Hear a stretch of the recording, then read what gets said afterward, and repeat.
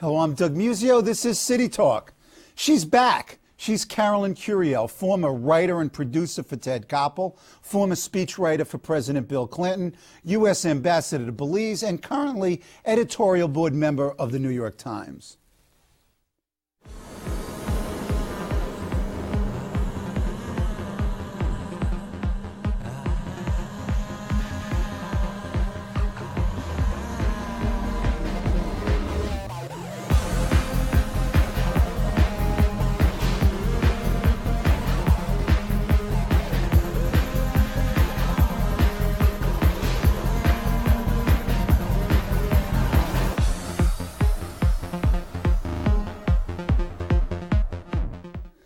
Welcome back, Carolyn. Last week we talked about growing up Mexican-American in Indiana, about your days as a sports writer for UPI, writer-producer for Ted Koppel, and then we got you into the White House where you wrote some of the president's great speeches. Wrote some of his jokes and humor? Yes, I did. It was an interesting thing in the White House in those very early months, because we had a very, very communicative president who loved to go out and talk, whether the event was small or large. It was that connection with people that he really loved, and so we had just reams of work that had to be done, and we had three very, very tired speechwriters. It was David Kuznets, who was the chief speechwriter, Alan Stone, and myself. And we would sit around and say, who wants to do this, who wants to do that, and we would volunteer basically, and the comedy routine came up and nobody was in the mood for comedy. We were just so dog tired. So I raised my hand because I love a challenge. So, and also I love humor. So I thought, I can do this, give me a crack at it. And everybody was kind of washing their hands of it because they thought, you know, it's a media crowd. It was the Radio TV Media Association. And tough audience. Yeah, very tough audience. And they were going to scrutinize everything that he did. But I had something working for me, and the president had something working for him going into this audience, and that was that no one thought he could be funny. So really low expectations. Extraordinarily low expectations. I mean, Ronald Reagan had the aw shucks and the gentle humor thing going on. And then you remember he poked fun at himself and said, okay, photographers, and this is in front of the White House Photographers Association, I know you're going to have your cameras off so you won't get this. And he did the face, right? And they were masterful at doing this, but this was the first time out. It was March of 1993, and again, we were dog tired.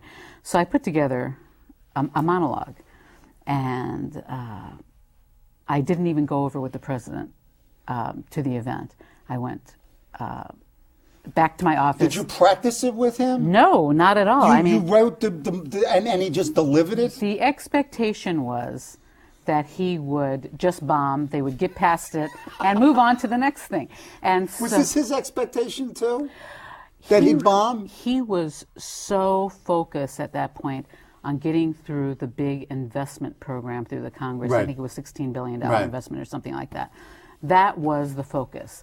And he kept, his mantra then was to say to the Congress, if you want cuts, tell me what they are and be specific. He was always, and be specific. And so that worked into the comedy routine as well. And we made a joke about McDonald's, him putting a running track. There was rich stuff. And then we had a White House that was very different from George Bush's White House. We had, people men who wore earrings, and so we made a joke about that. What a wonderful night. I've never seen my staff look so elegant. The hairdos, the earrings, and the women look great too. It was like vaudeville, or bump, and so it went over really well. And the next morning, all the talk shows had it, the morning shows today, et cetera. They all had clips, and who knew the president could be funny? It was what everybody was saying, and so I'm laboring away again in my little office and just writing away, and I get a phone call.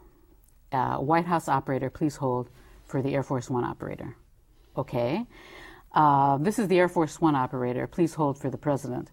All right. He was en route to Atlanta for an event, but He goes, "That was pretty funny stuff, Carolyn." And so I said, "Okay, well, thanks, Mr. President." And he goes, "Now you have to," he says, "you have to outdo yourself for the gridiron," which was the following weekend. And I said, "Oh my God, the gridiron, really?" I said, "Okay, keep your lips warm for the saxophone." A little bit of a pause, and he goes, "Okay, I will." Uh-oh. So here's the funny part. So now everyone's focused on the president and humor. The entire White House, it was like chasing a soccer ball, on the field. The entire White House now focused, be funny, right? So we had another meeting, and this time higher level communication people come in, and they go, "Oh, what are we going to do? What are we going to do?" And I said, "Have him play the saxophone." And I was told, "Oh, no, you can't ask him to play the saxophone because he hates having to practice that thing." And I said, "He already said he would." And they dropped everything. They said, "What?" I said, "Yeah, he called me from Air Force One." They were flabbergasted. And so this is where humor by committee kills you, because now everybody was focused on it. It wasn't one writer, and you got humor by committee. It totally did not work, except for the president getting on stage in a long Liberace-style jacket, black sequin tails, with his saxophone playing Yakety Yak, Don't Talk Back. And he could get away with it, and he would do it. He was great. Okay. He brought the house down. Let's get away from Clinton. And in 1997, you leave the White House. Why? You named ambassador to Belize. Why ambassador? Why Belize? Talk about your leaving and your stint as a foreign policy person. It sounds odd to leave the White House after, a successful run like that. And but my feeling was I had done it. Make room for somebody else to come in and have their chance to do it. And so I started half-heartedly looking around. I mean, it wasn't full throttle. And it was fate, as so many things tend to be, at least for me. Sure. It's right place, right time, right comment to the right person, inadvertent, not planned. Mm-hmm. And but luck is the residue of design. Thank you very much. And that's what this was. I happened to mention to somebody, having lunch in the White House mess where the executives ate lunch, that it would be very cool to be ambassador to Belize. Why did you pick Belize? Yes, and no, but they didn't know this. This is the incredibly weird part. The person I was having lunch with was an old friend who worked White House personnel. Another person came in, and my friend said, "Oh, she's handling the ambassador list for the president." I said, "Great, they can make me ambassador to Belize." So that woman comes over and starts chatting us up and says, "Carolyn, what do you want to do for the second term?" And I said, "Make me ambassador." And she said, "Okay, Belize is available." My friend drops her food on her lap practically and said, "I don't believe that.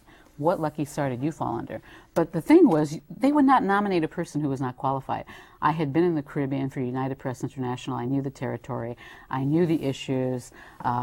Coming from the background that I do, right. I had... Explain just a bit for those who didn't listen last week. Well, Belize is it's a former British colony, but it has an enormous Hispanic population. And so its official language is English, but there's a lot of Spanish spoken. There's a rich Hispanic heritage there. And so I had all of these things, and I steeped myself in all of the issues there. And I waited, and I waited for the Senate to give me a hearing, and one was not coming. And if you'll recall, many of Bill Clinton's nominees for ambassador did not get hearings.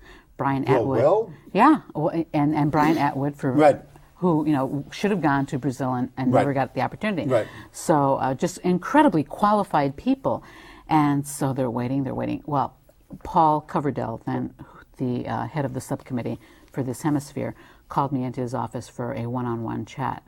And I guess I impressed him enough that he gave me a hearing, and I was unanimously confirmed after the hearing. What did you do? I mean, briefly talk about your foreign policy successes.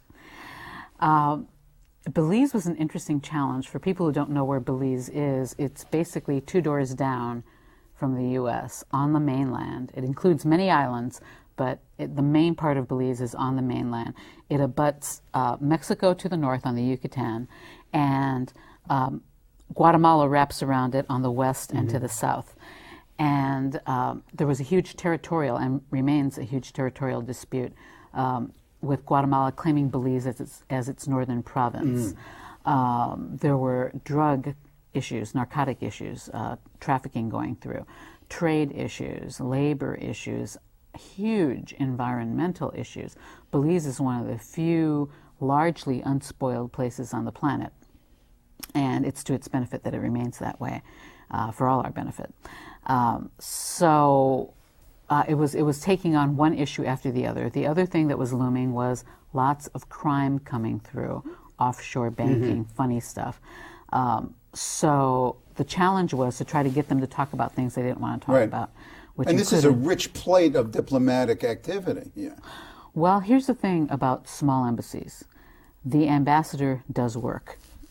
If I'd gone to Paris, I would have been throwing many parties. Right. It would have been a lot of fun, and not to say that isn't work. It is work, because part of diplomacy is greasing the wheels through social graces to get the agreements that you want. Sure.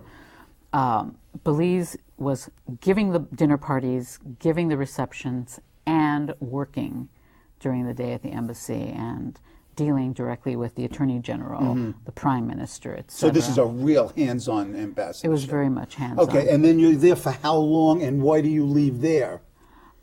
George W. Bush was given the election. Okay. Interesting phrasing. We'll continue. And the tradition, and it is a tradition, is that if you are a political appointee, which I was, I had not come through the State Department ranks. I was Bill Clinton's appointee, and if the opposition wins the White House, you leave the following March after the new president takes office. And that's what occurred, so I left in March. Okay. You get to the Times in August of 2002. How do you get there? Actually, it was June of 2002 I started there. Bad homework.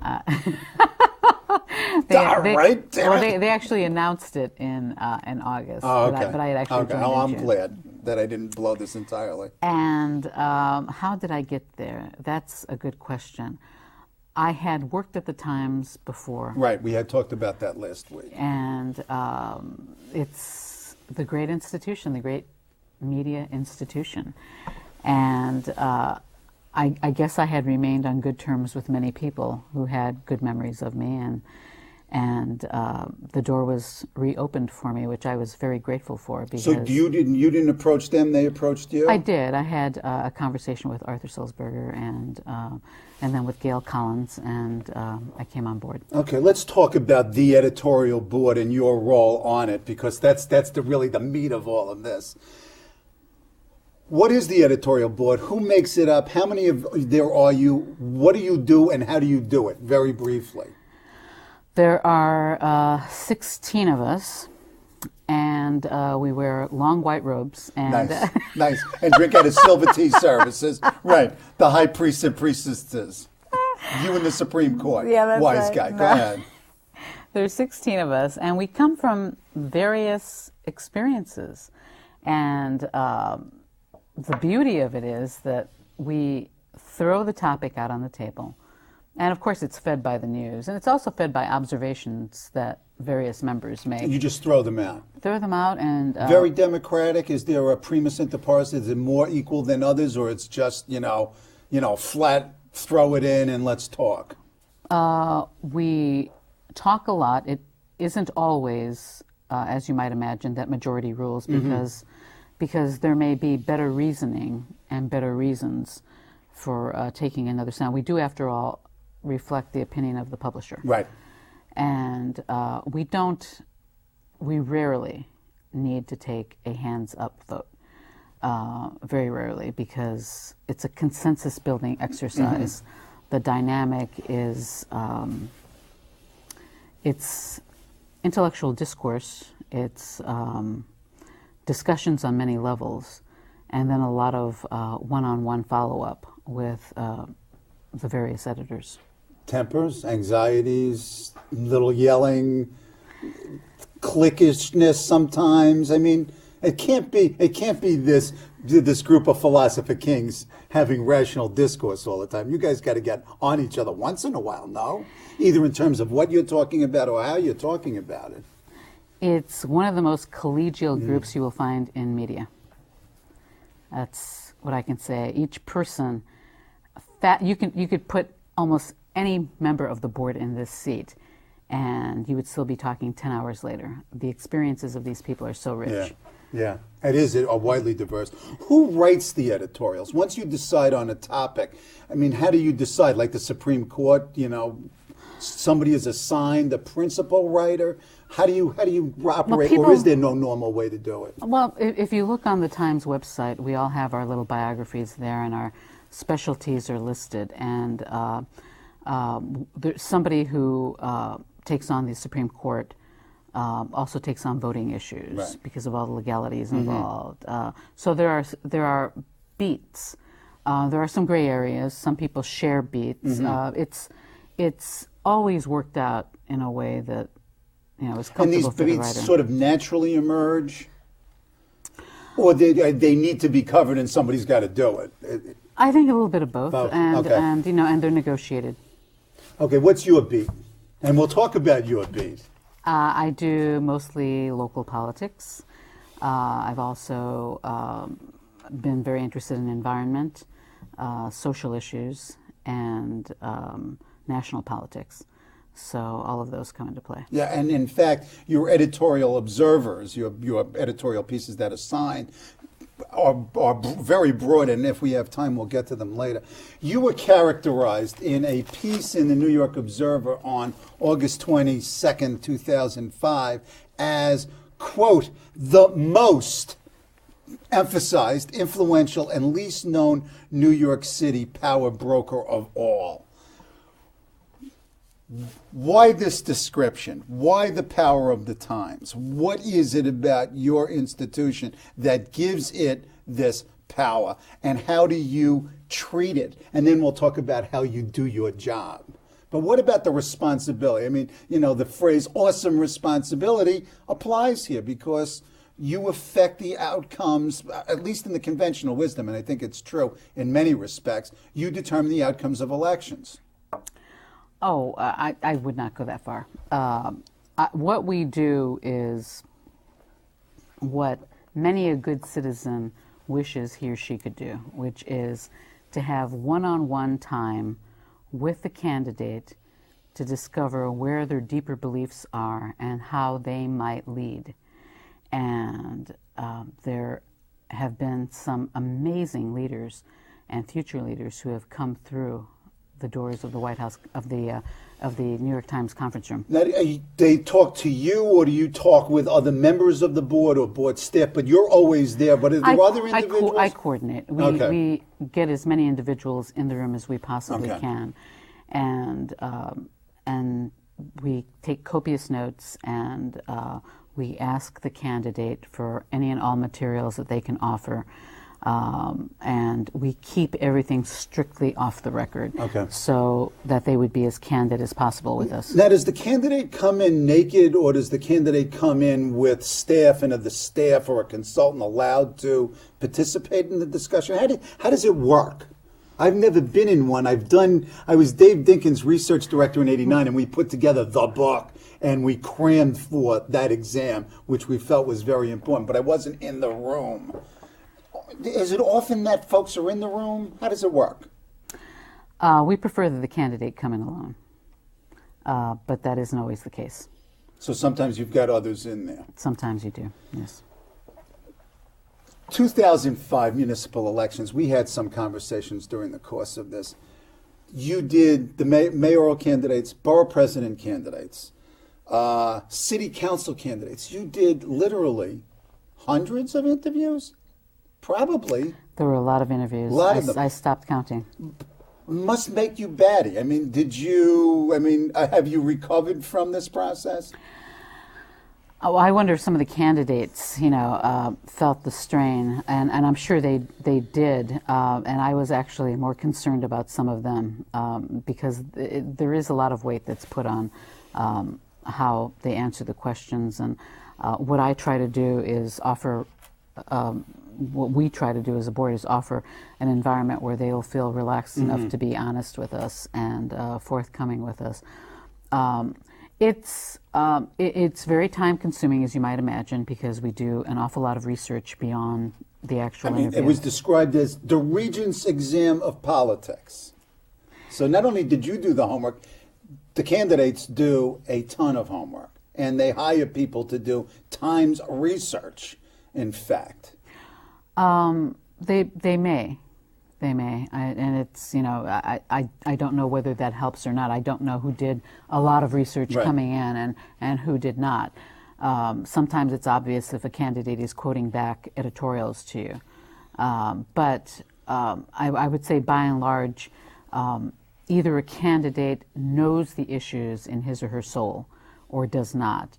And we try to detect those who really are steeped in what is going on in their districts, and those who are not, and those who actually will learn if the person offers so much else and is new to politics.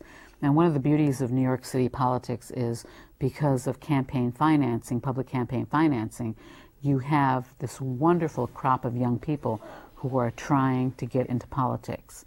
And it's diversifying politics in many ways. And it's sort of almost, on the side here, the Times is an avid supporter of campaign finance. And I would presume that candidates who are not supportive of the campaign finance system somehow start with lower grades on this Regents exam of politics. Are there any issues that the Times, if not a litmus test, that you are interested in candidates' opinions on?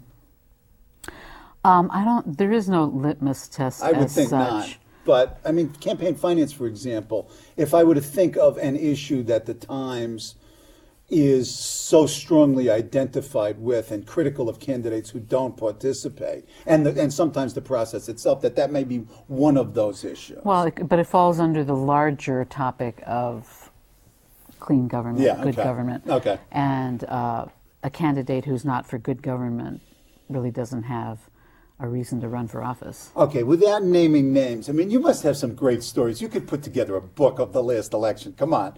I mean, I wrote down these things: most bizarre, most cringe-inducing, most persuasive, biggest mistake, some memorable moments in the last election cycle. Without damaging reputations or I won't names. say if it was in the last election cycle or not, but the most cringe-inducing was probably the candidate who kept saying, we need to create more affordable housing. And we kept asking, how do you do that? And the candidate kept coming back and saying, we need to create more affordable housing. And then finally, the candidate said, lower the prices of houses. And it was very clear this candidate did not know anything about affordable housing. I presume that this candidate did not get the Times endorsement? Oh, no, we endorsed, not what you say. Can I ask if that candidate won?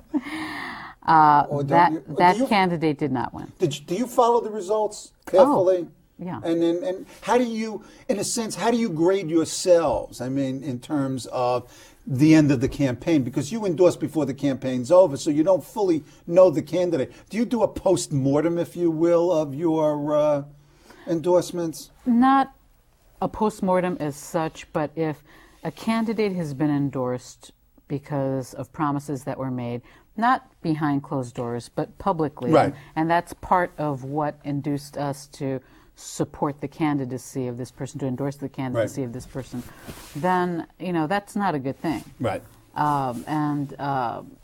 If this person runs again, that's a question that certainly comes up. Well, you weren't able to deliver. You didn't even bring up the issue of... Right. Just on this, biggest mistake, most persuasive, was there a candidate that you didn't expect to make a case, or if you walk in with any expectations at all, and you were sort of blown away? Well, it goes back to the new blood that's coming in. There have been a couple of people that just,